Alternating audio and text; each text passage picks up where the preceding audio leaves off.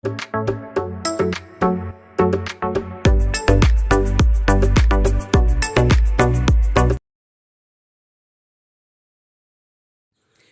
Study Nifty മലയാളത്തിൻ്റെ daily market ന്യൂസിലേക്ക് സ്വാഗതം. ഇന്ന് ജൂലൈ 23 ചൊവ്വാഴ്ചയാണ്. ഇന്ന് ബഡ്ജറ്റ് ഡേ ആണ്. മൊറാർജി ദേശായിയുടെ റെക്കോർഡ് മറികടന്ന് ധനമന്ത്രി നിർമ്മല സീതാരാമൻ തുടർച്ചയായ 7ാമത്തെ കേന്ദ്ര ബഡ്ജറ്റ് ഇന്ന് രാവിലെ 11 മണിക്ക് പാർലമെന്റിൽ അവതരിപ്പിക്കും. ബഡ്ജറ്റിനെ കുറിച്ചുള്ള പ്രധാനപ്പെട്ട കാര്യങ്ങൾ അറിയാൻ കഴിയുന്ന എക്കണോമിക് സർവേ ഇന്നലെ പാർലമെന്റിൽ അവതരിപ്പിച്ചു. അതിന്റെ പ്രസക്തമായ കാര്യങ്ങൾ നമ്മളിവിടെ പറയുന്നുണ്ട്. കൂടാതെ ബഡ്ജറ്റുമായി ബന്ധപ്പെട്ട് ഇലക്ട്രോണിക്സ് മേഖല ഫോക്കസിലുണ്ടാവാനുള്ള സാധ്യതയുണ്ട്. ഇതുകൂടാതെ ജെഫ്രീസിന്റെ ക്രിസ്വുഡ് നെഗറ്റീവായൊരു അഭിപ്രായം ബഡ്ജറ്റിനെ കുറിച്ച് പറഞ്ഞിട്ടുണ്ട്. അതും നമ്മൾ മാർക്കറ്റ് ന്യൂസ് സെഗ്മെന്റിൽ ഉൾപ്പെടുത്തിയിരിക്കുന്നു. ഏതായാലും ബഡ്ജറ്റുമായി ബന്ധപ്പെട്ട് നല്ല വൊളറ്റാലിറ്റി തന്നെയാണ് ഇന്ന് നമുക്ക് പ്രതീക്ഷിക്കാൻ കഴിയുന്നത്. അതുകൊണ്ട് എല്ലാവരും ശ്രദ്ധാപൂർവ്വം മാത്രം ട്രേഡ് എടുക്കുക. ഗ്ലോബൽ മാർക്കറ്റുകളിലേക്ക് വന്നാൽ ഇന്നലെ US, യൂറോപ്യൻ മാർക്കറ്റുകളെല്ലാം പോസിറ്റീവിൽ തന്നെയായിരുന്നു. എന്തായാലും മാർക്കറ്റ് ന്യൂസ് സെഗ്മെന്റിലേക്ക് കടക്കാം. അതിന് മുന്നേ നമ്മുടെ വീഡിയോ ആരെങ്കിലും ലൈക്ക് ചെയ്യാൻ വിട്ടുപോയിട്ടുണ്ടെങ്കിൽ ദയവ് ചെയ്ത് വീഡിയോ ഒന്ന് പരമാവധി ലൈക്ക് ചെയ്യുക. മാത്രമല്ല സബ്സ്ക്രൈബ് ബട്ടൺ ക്ലിക്ക് ചെയ്യാൻ മറക്കരുത്. ഇപ്പോൾ തന്നെ ആ സബ്സ്ക്രൈബ് ബട്ടൺ ഒന്ന് ക്ലിക്ക് ചെയ്യുക. ഇന്നത്തെ ബഡ്ജറ്റിന് മുന്നോടിയായി ഇന്നലെ പുറത്തു വന്ന 2023-24 സാമ്പത്തിക വർഷത്തിലെ എക്കണോമിക് സർവേ ഡാറ്റയിലേക്കാണ് നമ്മൾ ആദ്യം പോകുന്നത്. 2024 സാമ്പത്തിക വർഷത്തിൽ 8.2% വളർച്ചയോടെ ഇന്ത്യയുടെ GDP ശക്തമായ പ്രകടനം കാഴ്ചവെച്ചു. RBI 2025 സാമ്പത്തിക വർഷത്തിൽ പണപ്പെരുപ്പ നിരക്ക് 4.5% കണക്കാക്കുന്നു. ഇന്ത്യയുടെ വിദേശ കടം GDPയുടെ 18.7%. ഇത് മെച്ചപ്പെട്ട കടം സുസ്ഥിരത കാണിക്കുന്നു. മറ്റൊരു കാര്യം ഈ റിപ്പോർട്ടിൽ പറയുന്നത് തുടർച്ചയായ ഘടനാപരമായ പരിഷ്കാരങ്ങളും സർക്കാരും സ്വകാര്യ മേഖലയും തമ്മിലുള്ള സഹകരണവും കൊണ്ട് 7% വളർച്ചയ്ക്കാണ് സാധ്യതയുള്ളത്. പുനരുൽപ്പാദിപ്പിക്കാവുന്ന ഊർജം വർദ്ധിപ്പിച്ചുകൊണ്ടിരിക്കുകയാണ്. സ്ഥാപിത ശേഷിയുടെ അതായത് ഇൻസ്റ്റോൾഡ് കപ്പാസിറ്റിയുടെ 45.4% ഫോസിൽ ഇതര ഉറവിടങ്ങളാണ്. അതായത് റിന്യൂവബിൾ എനർജിക്ക് വലിയ പ്രാധാന്യമുണ്ട് എന്ന് കാണിക്കുന്നു. കാർഷിക മേഖലയിൽ വളരെ പോസിറ്റീവായ വളർച്ച തന്നെയാണ് കൈവരിച്ചിരിക്കുന്നത്. കാർഷിക മേഖല ഗണ്യമായ വളർച്ച കൈവരിച്ചു. കന്നുകാലി മേഖലയിൽ 7.38% വളർച്ചയും മത്സ്യബന്ധനം 8.9% CAGRൽ വളരുകയും ചെയ്തു. കൂടാതെ ആയുഷ്മാൻ ഭാരതിനെ കുറിച്ചും വളരെ പോസിറ്റീവായി തന്നെയാണ് കാണുന്നത്. അതായത് ഈ റിപ്പോർട്ട് പ്രകാരം MSME അതുപോലെ പ്രൈവറ്റ് ഇൻവെസ്റ്റ്മെൻറ്റുകളെ ബൂസ്റ്റ് ചെയ്യുന്നു. കൂടാതെ അഗ്രികൾച്ചർ സെക്ടറിന് വലിയ പിന്തുണ ലഭിക്കാനുള്ള സാധ്യതയും കാണുന്നു. ഗ്രീൻ എനർജിക്ക് വലിയ തരത്തിലുള്ള പിന്തുണയാണ് ഈ റിപ്പോർട്ട് കാണിക്കുന്നത്. ഹെൽത്ത് കെയർ മേഖലയിൽ ആയുഷ്മാൻ ഭാരത് അടക്കമുള്ള സ്കീമുകൾ വലിയ പോസിറ്റീവായി തന്നെയാണ് കാണുന്നത്. ഏതായാലും ധാരാളം സെക്ടറുകൾ ഇന്ന് ബഡ്ജറ്റുമായി ബന്ധപ്പെട്ട് വലിയ റാലിയിലേക്ക് പോകാനുള്ള സാധ്യതയുണ്ട്. മറ്റൊരു വാർത്തയുള്ളത് ഇന്ത്യയുടെ ഇലക്ട്രോണിക്സ് കയറ്റുമതിയിൽ വർധനവുണ്ടായിരിക്കുന്നു. Production linked incentive scheme PLI scheme smart ഫോണുകൾക്കും ഇലക്ട്രോണിക്സിനുമായുള്ള ആഗോള മൂല്യ ശൃംഖലയിൽ ഇന്ത്യയുടെ സാന്നിധ്യം വർദ്ധിപ്പിച്ചു. എക്കണോമിക് സർവേ പ്രകാരം ഉയർന്ന ആഭ്യന്തര മൂല്യവർദ്ധനവും വർദ്ധിച്ച കയറ്റുമതിയും തൊഴിൽ സൃഷ്ടിക്കലും ഉണ്ടായിട്ടുണ്ട് എന്ന് കാണുന്നു. കൂടാതെ USA മൊബൈൽ ഫോൺ കയറ്റുമതിയിൽ ഫിനാൻഷ്യൽ ഇയർ 2023 $2.2 ബില്യൺ നിന്ന് 2024 $5.7 ബില്യൺ ഉയർന്നു.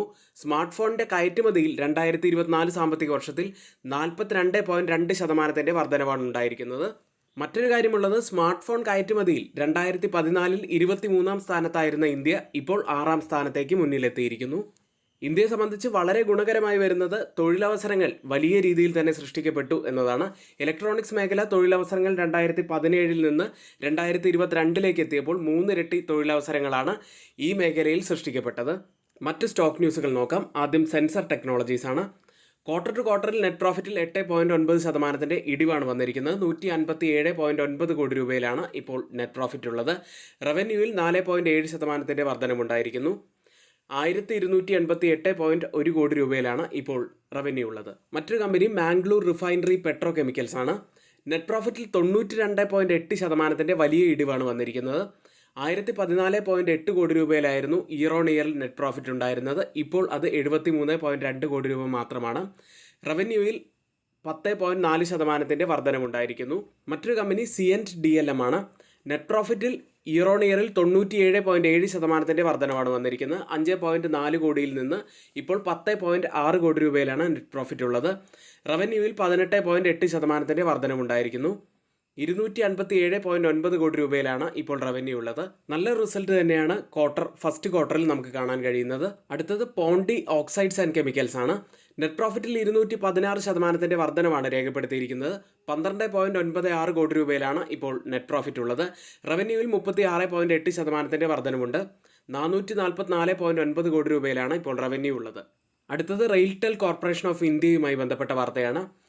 HMISന്റെ രൂപകൽപ്പന, വികസനം, നടപ്പാക്കൽ, പ്രവർത്തനങ്ങൾ, പരിപാലനം എന്നിവയ്ക്കായി റെയിൽവേ മന്ത്രാലയത്തിൽ നിന്ന് കമ്പനിക്ക് ഒരു വർക്ക് ഓർഡർ ലഭിച്ചു. അടുത്തത് ഇന്ത്യ ബുൾസ് ഹൗസിംഗ് ഫിനാൻസ് ആണ്. ഇന്ത്യ ബുൾസ് ഹൗസിംഗ് ഫിനാൻസിന്റെ പേര് സമ്മൻ ക്യാപിറ്റൽ എന്നാക്കി മാറ്റിയിട്ടുണ്ട്. ജൂൺ 26 മുതലാണ് ഇത് പ്രാബല്യത്തിൽ വരിക. അടുത്തത് ഫെഡറൽ ബാങ്കുമായി ബന്ധപ്പെട്ട വാർത്ത. കൃഷ്ണ വെങ്കിട്ട് സുബ്രഹ്മണ്യത്തെ 3 വർഷത്തേക്ക് ഫെഡറൽ ബാങ്കിന്റെ മാനേജിംഗ് ഡയറക്ടറും സിഇഒയുമായി നിയമിക്കുന്നതിന് റിസർവ് ബാങ്ക് ഓഫ് ഇന്ത്യ അംഗീകാരം നൽകി. മറ്റൊരു മുഖ്യമായ കാര്യം കൂടി ഇവിടെ പറയാനുള്ളത്, ജെഫ്രീസിന്റെ ഗ്ലോബൽ ഇക്വിറ്റി സ്ട്രാറ്റജിസ്റ്റ് ക്രിസ് വുഡിന്റെ ഒരു അഭിപ്രായം വരുന്നു. 2024 ബഡ്ജറ്റിൽ ക്യാപിറ്റൽ ഗെയിൻസ് ടാക്സിൽ പ്രതികൂലമായ മാറ്റങ്ങൾ ഓഹരി വിപണിയിൽ കുത്തനെയുള്ള ഇടിവിന് കാരണമാകുമെന്ന് ക്രിസ് വുഡ് മുന്നറിയിപ്പ് നൽകുന്നു. ഇനി ക്യാപിറ്റൽ ഗെയിൻ ടാക്സ് എന്താണെന്ന് അറിയാത്തവർക്കായി പറയാം. സ്റ്റോക്കുകൾ അല്ലെങ്കിൽ റിയൽ എസ്റ്റേറ്റ് എന്തുമായിക്കൊള്ളട്ടെ, അത് വിൽക്കുമ്പോൾ നമുക്ക് ലഭിക്കുന്ന ലാഭത്തിന് നമ്മൾ നൽകുന്ന ഒരു നികുതിയാണ് ക്യാപിറ്റൽ ഗെയിൻ ടാക്സ്. ഇത് വർദ്ധിപ്പിക്കുകയാണെങ്കിൽ വിപണി ഒരു ഇടിവിലേക്ക് പോകും എന്നാണ് അദ്ദേഹം പറയുന്നത്. ഇന്ന് F&O സെഗ്മെന്റിൽ ബാനായ സ്റ്റോക്കുകൾ Bandhan bank, Chambal fertiliser, GNFC, HAL, India Cements, PEL, SAIL എന്നീ കമ്പനികളാണ്. ഇന്ന് റിസൾട്ട് വരുന്ന പ്രധാനപ്പെട്ട കമ്പനികൾ Hindustan Unilever, Bajaj Finance, Torrent Pharma, United Spirits, AGS Transact Technologies, DCM Shriram, Heritage Foods, ICICI Prudential Life Insurance company, ICRA, Indoco Remedies, ICICI Securities, M&M Financial Services, Parag Milk Foods, Schaeffler India, Sharda Crop Chemicals, SRF തുടങ്ങിയവയാണ്. ഇനി നമ്മുടെ പതിവ് പോലെ live session ഉള്ളത് രാവിലെ 10:30 മുതൽ 3:30 വരെയാണ്. അപ്പോൾ എല്ലാവരും നമ്മുടെ ലൈവ് കാണാൻ ശ്രമിക്കുക. കൂടാതെ സ്റ്റുഡൻസിന് നമ്മുടെ ലൈവ് കാണാൻ സാധിക്കുന്നില്ല എങ്കിൽ വിഷമിക്കേണ്ട കാര്യമില്ല. തൊട്ടുമുകളിൽ ഇവിടെ നമ്മളൊരു വാട്സപ്പ് നമ്പർ നൽകിയിട്ടുണ്ട്. ആ നമ്പറിൽ മെസ്സേജ് അയച്ചതിന് ശേഷം നിങ്ങൾക്ക് ഞങ്ങളുടെ എഡ്യൂക്കേഷൻ ടെലഗ്രാം ചാനലിൽ ജോയിൻ ചെയ്യാവുന്നതാണ്. ഇന്നലെ മാർക്കറ്റിൽ നടന്ന ഏറ്റവും ഹൈലൈറ്റ് ആയ കാര്യങ്ങളിലേക്ക്. നിഫ്റ്റിയിലും സെൻസെക്സിലും ഇന്നലെ ഒരു റിക്കവറി കാണാൻ സാധിച്ചു. ബഡ്ജറ്റ് ദിവസത്തിന് മുന്നോടിയായി നിഫ്റ്റിയും സെൻസെക്സും ഗ്യാപ് ഡൗൺ ഓപ്പണിംഗ് ആണ് നൽകിയതെങ്കിലും പിന്നീട് ഒരു റിക്കവറി നടത്തി. മിഡ് ക്യാപ്പ് ഇൻഡെക്സിലാണ് ഇന്നലെ വലിയ നേട്ടം കണ്ടത്. ഇന്നലത്തെ ലോയിൽ നിന്നും ഏകദേശം 1279 പോയിന്റ്സ് ആണ് മിഡ് ക്യാപ്പ് ഉയർന്നത്.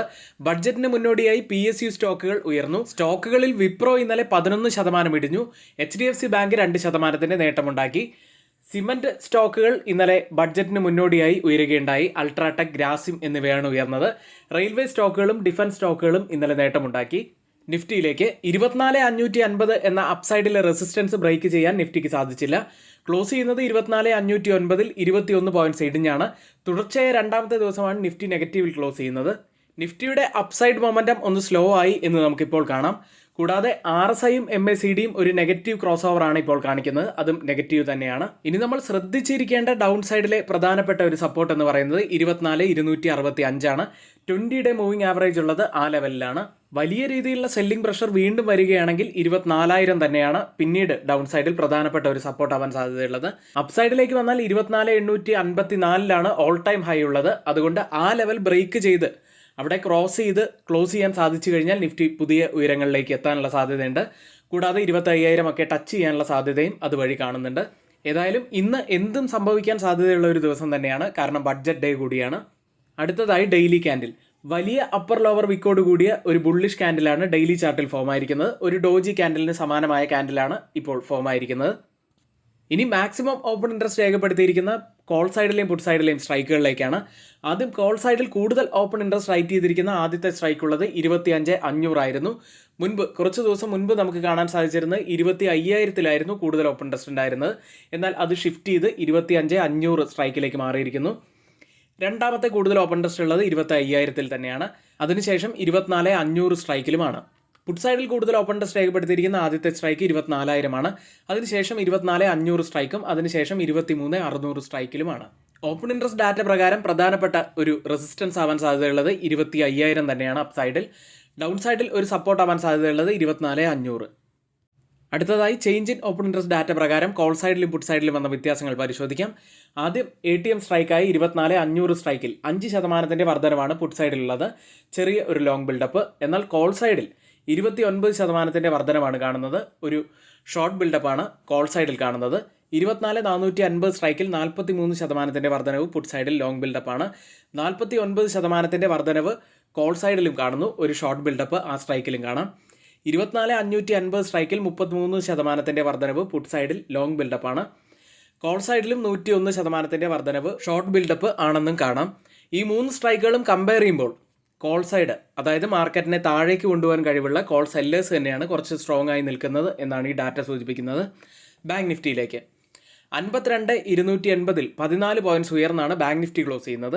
ബാങ്ക് നിഫ്റ്റിയെ സംബന്ധിച്ച് 52,000 കഴിഞ്ഞ കുറച്ച് ദിവസങ്ങളായി ഹോൾഡ് ചെയ്യാൻ സാധിക്കുന്നുണ്ട്. അത് നല്ല കാര്യം തന്നെയാണ്. ബാങ്ക് നിഫ്റ്റിയെ സംബന്ധിച്ച് 51,750 ജൂലൈ മാസത്തെ ലോ ലെവലാണ്. അതുകൊണ്ട് തന്നെ ആ ലെവൽ നമ്മൾ പ്രത്യേകം പരിഗണിക്കേണ്ട ഒരു ലെവൽ തന്നെയാണ്. ഒരുപക്ഷെ 52,000 നിന്ന് താഴേക്ക് വീഴുകയാണെങ്കിൽ ഒരുപക്ഷെ 51,750 പ്രധാനപ്പെട്ടതാവാൻ സാധ്യതയുണ്ട്. അപ്സൈഡിൽ 52,500 ക്രോസ് ചെയ്യാൻ സാധിക്കണം. അതിനുശേഷം 52,800 പ്രധാനപ്പെട്ട ഒരു ഹെഡിലാണ് ബാങ്ക് നിഫ്റ്റിയെ സംബന്ധിച്ച്. മാക്സിമം ഓപ്പൺ ഇൻട്രസ്റ്റ് രേഖപ്പെടുത്തിയ ബാങ്ക് നിഫ്റ്റിയുടെ കോൾ സൈഡിലെയും പുട്ട് സൈഡിലെയും സ്ട്രൈക്കുകളിലേക്ക് ആദ്യം 52,500 കൂടുതൽ ഓപ്പൺ ഇൻട്രസ്റ്റ് റൈറ്റ് ചെയ്തിരിക്കുന്ന ആദ്യത്തെ കോൾ സൈഡിലെ സ്ട്രൈക്ക് ഉള്ളത്. അതിനുശേഷം 53,000 സ്ട്രൈക്കിലും അതിനുശേഷം 52,300 സ്ട്രൈക്കിലുമാണ്. പുട്ട് സൈഡിൽ കൂടുതൽ ഓപ്പൺ ഇൻട്രസ്റ്റ് രേഖപ്പെടുത്തിയിരിക്കുന്ന ആദ്യത്തെ സ്ട്രൈക്ക് 52,000 അതിനുശേഷം 51,500 സ്ട്രൈക്കിലും അതിനുശേഷം 51,000 സ്ട്രൈക്കിലുമാണ്. ഓപ്പൺ ഇൻട്രസ്റ്റ് ഡാറ്റ പ്രകാരം 52,300 പ്രധാനപ്പെട്ട ഒരു റെസിസ്റ്റൻസ് ആവാൻ സാധ്യതയുണ്ട്. ഡൗൺ സൈഡിൽ പ്രധാനപ്പെട്ട ഒരു ലെവലാവാൻ സാധ്യതയുള്ളത് 52,000 ഇന്ത്യ വിക്സിലേക്ക് 15.44 4.13% ഉയർന്നാണ് ഇന്ത്യ വിക്സ് ഇന്നലെ ക്ലോസ് ചെയ്യുന്നത്. ഇലക്ഷന് ശേഷം ഇന്ത്യ വിക്സ് വലിയ രീതിയിൽ തന്നെ ഇടിഞ്ഞിരുന്നു. അതിനുശേഷം ഇപ്പോൾ തുടർച്ചയായ 5ാമത്തെ ദിവസമാണ് ഇന്ത്യ വിക്സ് പോസിറ്റീവിൽ ക്ലോസ് ചെയ്യുന്നത്. ഗ്ലോബൽ മാർക്കറ്റ് സെഗ്മെന്റിൽ FIDA ആക്ടിവിറ്റി. FIIs ഇന്നലെയും കനത്ത ബൈയിങ്ങിൽ തന്നെയായിരുന്നു. 3,444 കോടി രൂപയ്ക്കാണ് അവർ ബൈ ചെയ്തത്. DIs ആവട്ടെ തുടർച്ചയായ 6ാമത്തെ ദിവസം സെല്ലിംഗ് മോഡിൽ തന്നെയാണ്. 1,652 കോടി രൂപയ്ക്ക് അവർ സെല്ല് ചെയ്തു.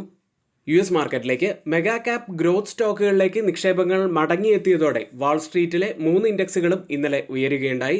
ഡൗ ജോൺസ് 0.32% ഉയർന്നപ്പോൾ S&P 500 1.08% ഉയർന്നത്. നാസ്ഡാക്ക് ആണ് ഇന്നലെ വലിയ നേട്ടം കൈവരിച്ചത്. 1.58% ഉയർന്നു. മെഗാ ക്യാപ് സ്റ്റോക്കുകളായ ആൽഫബറ്റ്, മെറ്റ പ്ലാറ്റ്ഫോം, ടെസ്ല എന്നിവ 2.2% മുതൽ 5% വരെ ഇന്നലെ നേട്ടമുണ്ടാക്കി. എൻവിദിയ 4.8% ഉയർന്നു. ഇൻഫർമേഷൻ ടെക്നോളജി ഇൻഡെക്സ് ഇന്നലെ 2% നേട്ടം കൈവരിച്ചു. ഇപ്പോൾ US പ്രധാനപ്പെട്ട വിഷയം പ്രസിഡന്റ് തെരഞ്ഞെടുപ്പുമായി ബന്ധപ്പെട്ടതാണ്. ട്രംപ് വിജയിക്കുകയാണെങ്കിൽ സാമ്പത്തികമായും പണപ്പെരുപ്പവുമായ സമ്മർദ്ദങ്ങൾ ഉയരുമെന്ന് നിക്ഷേപകർ കരുതുന്നു. ഇത് ട്രേഡിംഗ് താൽക്കാലികമായി നിർത്താൻ അവരെ പ്രേരിപ്പിക്കുകയും ചെയ്യുന്നു. എന്നാൽ പുതിയ ഗവൺമെന്റ് വിപണിക്ക് ഗുണം ചെയ്യും എന്നാണ് ചില വിദഗ്ധർ പ്രതീക്ഷിക്കുന്നത്. ഏതായാലും ജോ ബൈഡന്റെ പിന്മാറ്റത്തിന് ശേഷം ഓൺലൈൻ ബെറ്റിംഗ് സൈറ്റായ പ്രസിഡന്റ് ട്രംപിന്റെ വിജയസാധ്യത ഇപ്പോൾ 4% കുറഞ്ഞ് 60% എത്തിയിരിക്കുന്നു. കമല ഹാരിസിന്റെ വിജയം 12 സെന്റ് ഉയർന്ന് 39% എത്തിയിരിക്കുകയും ചെയ്യുന്നു. തിങ്കളാഴ്ച റസൽ 2000 1.7% ഉയർന്നു. ഇത് സ്മോൾ ക്യാപ്പിലേക്ക് ഇൻവെസ്റ്റ്മെന്റുകൾ മാറുന്നു എന്ന സൂചനയാണ് നൽകുന്നത്. ഇന്ന് റിസൾട്ട് വരുന്ന പ്രധാനപ്പെട്ട കമ്പനികൾ general Motors, Coca Cola, Spotify, alphabet, Tesla എന്നിവയാണ്. US ലിസ്റ്റ് ചെയ്ത ഇന്ത്യൻ കമ്പനികളുടെ പ്രകടനം നോക്കാം. ടെക് സൈഡിൽ ഇൻഫോസിസ് 0.51% നേട്ടത്തിൽ. വിപ്രോ വീണ്ടും ഇടിയുന്ന ഒരു കാഴ്ചയാണ് കണ്ടത്. 1.48% ഇടിഞ്ഞു. ബാങ്കിംഗ് സൈഡിൽ ICICI ബാങ്ക് ഒരു മ്യൂട്ടഡ് അവസ്ഥയിലും ക്ലോസ് ചെയ്തപ്പോൾ HDFC ബാങ്ക് 2% നേട്ടത്തിലാണ് ക്ലോസ് ചെയ്തത്.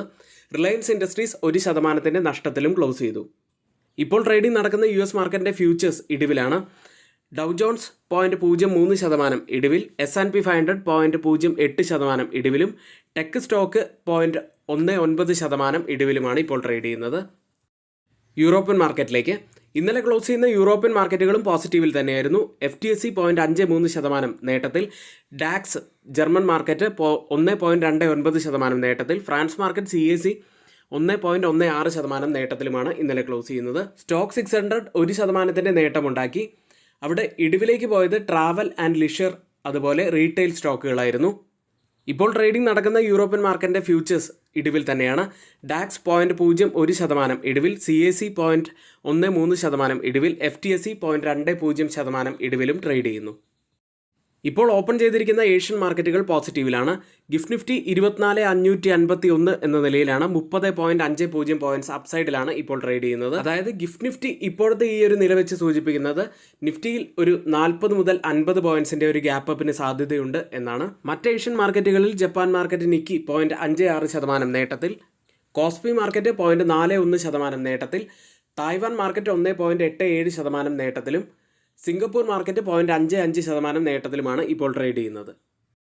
ഓയിൽ പ്രൈസുകൾ തുടർച്ചയായ രണ്ടാമത്തെ സെഷനിലും എണ്ണവില ഇടിഞ്ഞ് ഒരു മാസത്തിനിടയിലെ ഏറ്റവും താഴ്ന്ന നിലയിലെത്തി. സ്റ്റോക്ക് പൈലുകളിൽ ദുർബലമായ ഡിമാൻഡിന്റെ സൂചനയാണ് ഇത്തരത്തിലുള്ള ഇടിവിന് പ്രധാനപ്പെട്ട ഒരു കാരണമായത്. ബ്രന്റ് ക്രൂഡ് ഉള്ളത് $82.55 പെർ ബാരൽ എന്ന നിലയിലാണ്. 0.32% നേട്ടത്തിൽ ഇപ്പോൾ ട്രേഡ് ചെയ്യുന്നു. WTI ഉള്ളത് $78.54 പെർ ബാരൽ എന്ന നിലയിൽ 0.17% നേട്ടത്തിലാണ് ഇപ്പോൾ ട്രേഡ് ചെയ്യുന്നത്.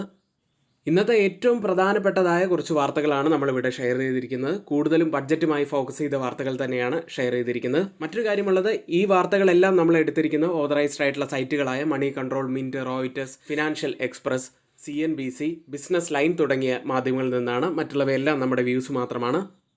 ഇന്നത്തെ വീഡിയോ ഇവിടെ പൂർത്തിയാവുന്നു. ഏവർക്കും നന്ദി.